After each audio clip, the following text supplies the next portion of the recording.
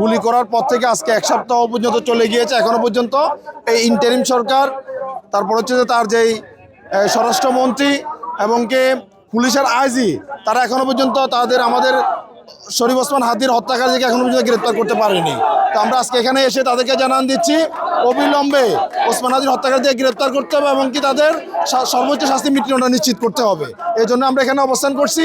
আমরা একটু পরে আবার আমরা বিক্ষোভ নিয়ে আমরা শহরের দিকে চলে যাব। যদি আলটিমেটাম দিয়েছেন, এই আলটিমেটাম যদি এই সময়ের ভিতরে আমরা কোনো এর এই উত্তর যদি না পাই, তাহলে ইনশাল্লাহ আবারও আমাদের যোদ্ধারা মাঠে নামবে এবং 24-এ যে গণহত্যা চলেছিল আবার আমরা দেখিয়ে দিব যে এই বাংলার জমিনে আর ফাঁসিবাদ থাকবে না।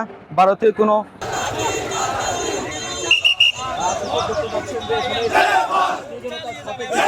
বিভিন্ন রাজনৈতিক দলের নেতারা ইতিমধ্যে রয়েছেন।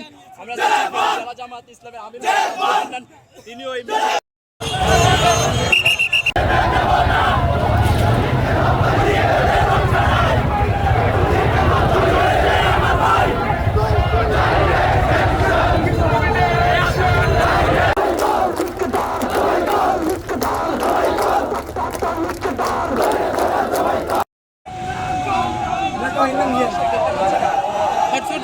কিলিং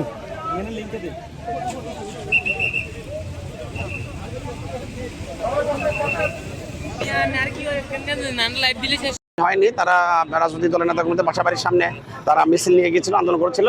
তবে অরাজক কোনো পরিস্থিতি তৈরি হয়নি এবং তারা শান্তিপূর্ণভাবে কর্মসূচি পালন করেছে।